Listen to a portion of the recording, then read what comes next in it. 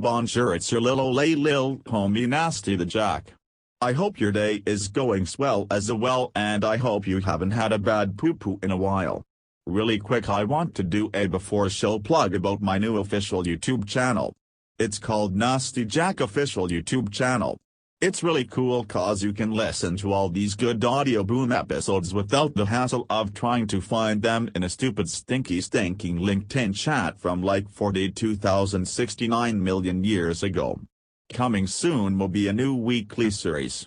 But my producer says, yo Nasty Jack, you can't promote a show you haven't even pitched to anyone yet. And to that I say, frick y'all, producer boy. Anyway, prepare to poink in your pants for this new chapter. Let's go. Chapter 5, The Mech, the Hero, and the Crystal. As I climbed into the mech suit that enclosed on me and fit my body snug as a bug in a rug, a helmet slid over my head and I had all these very nerdy but cool displays show up right in front of my dummy thick eyes. I could see maps of the moon, Julie Litney's health condition, and my Amazon Prime orders. Ah heck yeah, my jelly gem was en route for delivery. Wow doc, the suit is pretty slick, I said into the helmet's microphone. Yeah, said the doc. They were designed by Masahiro Sakurai. Wow, that's so cool, I said into the microphone. Let me give you a quick rundown of this suit, Jackie, said Doc Julie. This suit is called the Big Daddy 2003, it was designed to protect us from anything on this hero moon. It's got weapons on each arm, legs and one tiny little gun in the dank memes area. The helmet, as you can see, has a built-in heads-up display and has a voice recognition system similar to Iron Man's voice lady. Try it. Say hello, is Randy there? I cleared my throat like this, Mwami May and said hello, is Randy there? A voice came on the speaker. We are sorry, Randy.x is currently not updated for the Big Daddy 2003.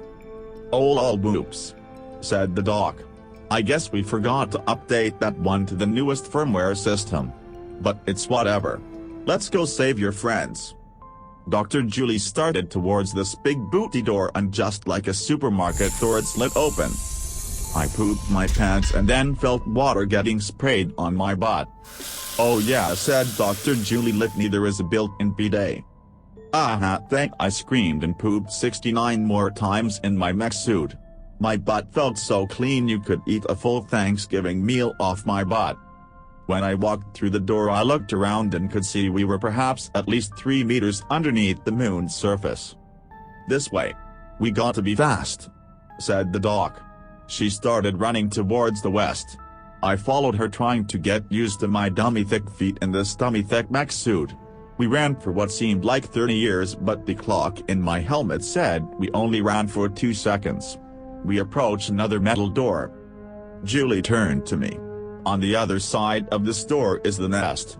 You run inside and shoot off the rocket launchers on your wrists at those scary monsters and I'll watch your back. Whatever you do, Jack, do not shoot the crystal in the middle of the room. Huh? I said. What crystal? Bruh, I just said there will be a crystal in the middle of the room. Just don't shoot it, gosh, you are so dumb sometimes. Anywho, nipples, are you ready to go? I nodded like this and held up my wrist to get ready to fire the rockets. Dr. Julie Litney held up her ID card to the door's scanner. Remember, Nasty Jack? Watch those wrist rockets. Yeah, I said. Suddenly the door slid open. Inside the newly opened room were not 1, not 2, not 3, not 4, not 5, not 6, not 7, not 8, not 9, but 10 of those very scary monsters from earlier. Except they were all sleeping like babies that go boo-hoo, we are babies and we are asleep like babies. I stepped into the room and heard the dog's voice over my gamer headset. They are asleep, Nasty Jack. Be careful. Go to the other side of the room and shut the other door. That way your friends won't be able to enter in here. I began my very good tiptoe movements across the room like I was a beautiful ballerina. As I made my way across I passed the crystal that Dr. Julie Litney talked about. It looked like a Chaos Emerald from the hit series Sonic the Hedgehog. I continued to walk towards the open door on the other side of the room. There was a big button next to it and I was almost there. I was just reaching my very cute mech arm out to press the button when a voice came over the speaker. "Thank you for your sacrifice, Nasty Jack." It was Dr. Julie Litney's voice. I turned around to see her holding the crystal and was standing by the door I came in. "See you in heck," she said as the door I entered slammed shut. The door in front of me slammed shut as well. Suddenly alarms began going off above me and the mech suit powered off. The monsters all opened their eyes and began screeching like this. "Eat me screech-a-roo-a-moo." I pooped my pants but the bidet didn't squirt. I was trying to open the emergency exit handles on the mech suit but it wouldn't budge. I couldn't move the suit at all without any power. Suddenly one of the monsters struck me and the mech suit fell over. Thud. Crack. I opened my eyes and the mech suit was just cracked enough for me to slide out. As I climbed out of the suit I looked up and saw 6 monsters standing over me looking down at me. "Excuse me, do any of you know where the nearest exit is?" They roared like this and one swung its tail at me and I went flying across the room and slammed into the wall on the opposite side. The monsters all looked at me as I lay there in my own feces. Oh yeah, I totally pooped my pants like 3 more times within the last 2 minutes but forgot to say that my B. Anyway. I stood up and looked around for another exit. I looked to my left. Then I looked to my right. Then I looked to my up. Ah ha ha ha ah ha ha ha. I saw a tiny little exit between some rocks in the ceiling. But the ceiling was at least 69 nice feet in the air and I was on the ground and I am only one nasty jack tall.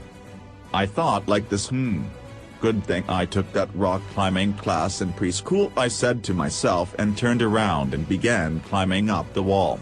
I was only about 3 inches off the ground when one of the monsters grabbed me with its dirty mouth and pulled me off the wall and threw me on the ground. The monsters all bent down and roared again like this. Bush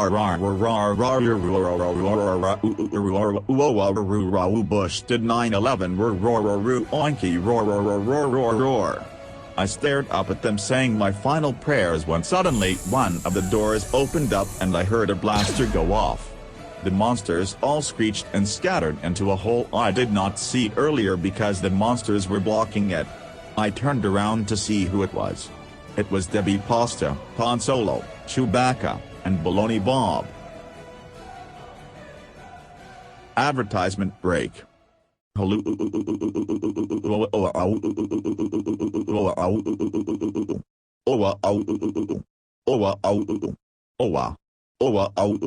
Hi. It's your least favorite drink at Starbucks, Nasty Jack. It's time to do that silly lay thing we call advertisements for the show so I can make some dummy thick money so I can pay off my credit card bill because I bought all the Sims 4 expansion packs over the weekend and now I am broke, but hey, oh hey, let's make some dank cashy cash. Let me clear my throat, mew. Okay, let's do this. Our sponsor for today is from text-to-speech.com. Wow, this website is so great. If you need to have a voice for a business or a carnival, then you just put in your words and your little spicy drink Nasty Jack will say them to you. But hey, watch out, cause that dang site might crash out of nowhere and then all of a sudden you have no Nasty Jack and you have to cry like this every day. Boo-hoo, I am so sad. So yeah. Go to the website from text-to-speech.com today to have me say some good stuff. Let's look at our nagging nesties section. We have a nice letter from a boy from Georgia named George and he says, "Hi Nasty Jack, will you please sing me a song?" Okay, yeah, here we go. A song for George. Gucci gang Gucci gang Gucci gang playing Stardew and tell my grandma don't know my name. Okay, there you go, Georgie boy from Georgia. Bye, love you. Go Huskers. Now back to the Ole story. Wait, so how did all y'all know I was in there? I said to the crew as we were running back to their speeders. Han Solo rolled his eyes. Bro, we literally heard you pooping your pants from like a mile away. We stopped in front of the speeders. Okay, hop on, said Debbie Pasta to me. I jumped on the speeder just as the ground began to shook. Oh no, said Han Solo.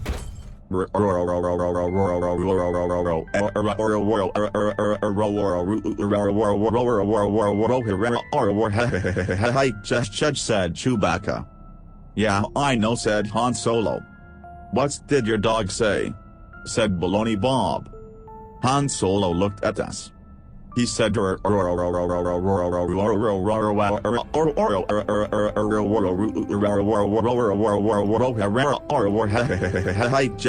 which translates to she's got the crystal. Oh yeah, she totally tricked me with a sick Mech, I said to the crew.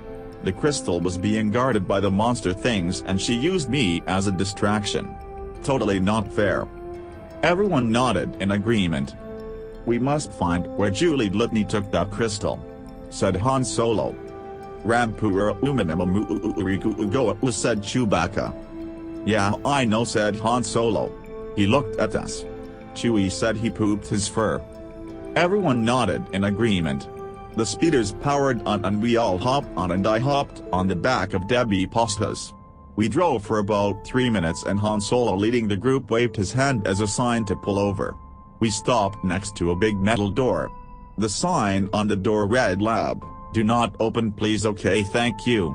Han Solo pointed at the door and Chewbacca kicked the door in. As we entered the lab, the lights flickered to life. I gasped like the spool. Inside the room was a very high-tech lab with one huge whiteboard that had math and blueprints scribbled on it. In the center of the drawings was a picture of the crystal. Han Solo walked in quickly and seemed to be looking for something. Hey bud, what are you looking for? I said. Just then Han Solo busted open a drawer in a desk and reached inside. This. He held it up for all of us to see. I gasped. It was a Nintendo Switch.